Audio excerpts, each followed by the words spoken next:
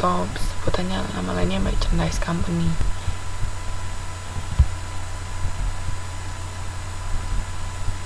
Nah, perusahaan dagang itu perusahaan bergerak dalam bidang jual beli barang. Jadi maksudnya perusahaan dagang itu dia nggak menghasilkan barang sendiri, jadi cuman beli barang dari misalnya dari tempat lain, terus dia beli, dia jual lagi. Itu biasanya karakteristiknya perusahaan dagang. Terus ini macam-macamnya, ada agen, toko, dealer, nyalur tunggal, dagang besar, distributor. Ini macam-macamnya perusahaan dagang. Nah, karakteristik khusus perusahaan dagang itu adanya harga pokok penjualan. Nanti kita belajar nyatetnya gimana.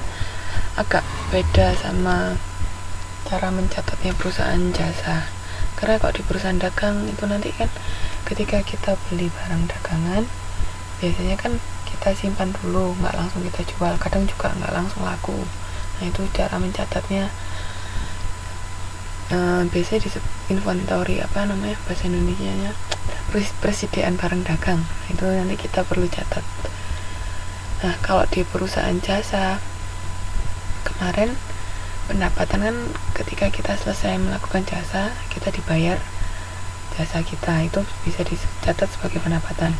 Nah, kalau di perusahaan dagang, pendapatannya perusahaan dagang itu ketika dia bisa menjual barang dagangan. Jadi penjualan barang dagangan itu sama dengan pendapatannya mereka. Terus, nah ini akun-akun yang ada di perusahaan dagang. Ada akun penjualan, pembelian, ada retur. Tahu nggak retur dan keringanan penjualan atau retur dan keringanan pembelian itu maksudnya apa? Ada yang pernah dengar nggak? Retur. Ada yang pernah dengar? Apa yang dimaksud retur? Ayo, yang bisa jawab.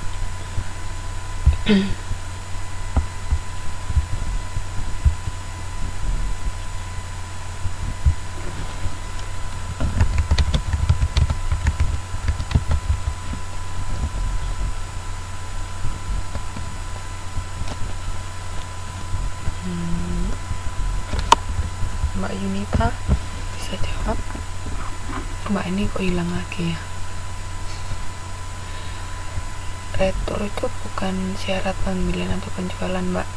Tapi retur itu ketika kita beli barang, terus barangnya misalnya rusak, agak penyok-penyok karena mungkin waktu pengiriman kondisi jalannya nggak bagus misalnya. Nah, itu bisa kita kembalikan barang dagangannya. Nah, pencatatan pengembalian itu namanya retur.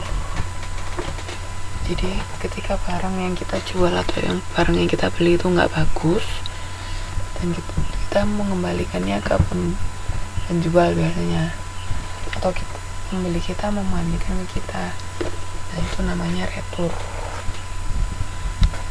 Terus potongan penjualan atau potongan pembelian itu diskon, sama ada yang namanya biaya angkut sama harga pokok penjualan. Kita paham ya, jadi retur bukan syarat pembelian atau penjualan, tapi ketika barang itu pencatatan ketika barang yang dibeli atau dijual rusak dan dikembalikan. Nah, ini ada dua metode pencatatan persediaan. Ada metode perpetual atau kontinu. Ini dicatat setiap kali transaksi terjadi. Jadi setiap kali ada transaksi apapun itu langsung dicatat. Ini HPP-nya langsung diketahui. Dan kalau perpetual nggak memerlukan jurnal penyesuaian.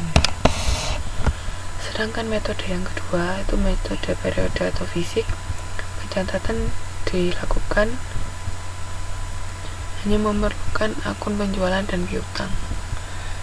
Terus di akhir periode memerlukan jurnal penyesuaian.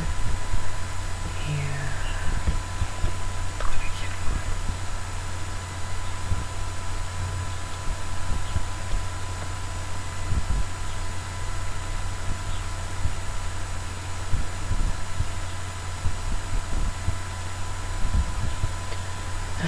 kita langsung lihat cara mencatatnya ya. Ini ada metode pencatatan biaya angkut dulu. Nah, kalau kita beli barang kan biasanya dalam jumlah banyak, nggak mungkin toh kalau kita bisa jualan belinya cuman satu terus dijual, kan makan waktu sama biaya. Nah, makanya ini di sini ada cara mencatat biaya angkut juga. Soalnya biasanya misalnya bertonton atau banyak kontainer yang diperlukan. Ini namanya ada dua. Pertama FOB, shipping point. Shipping point itu pembayaran dilakukan oleh pembeli.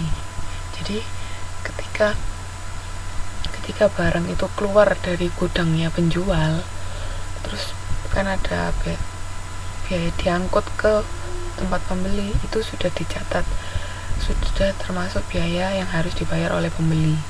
Kalau itu shipping point. Jadi shipping point itu yang bertanggung jawab membayar biaya angkut adalah pembeli.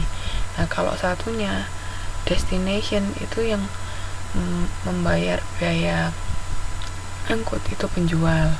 Jadi tanggung jawabnya sampai gudang pembeli itu yang bayar penjual.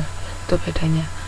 Jadi kalau shipping point biaya angkutnya dibayar pembeli, kalau destination biaya angkutnya dibayar oleh penjual. Paham? Selanjutnya ada mau ditanyakan?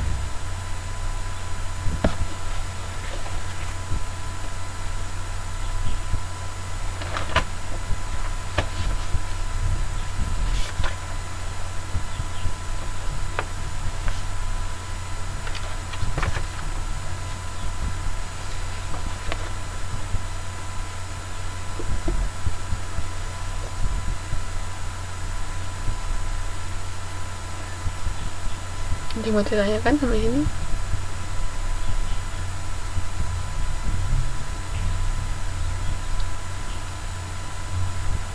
Halo?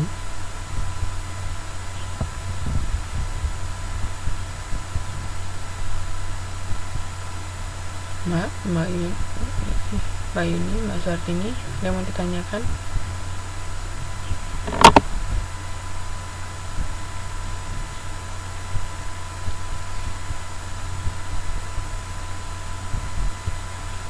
Nggak ada?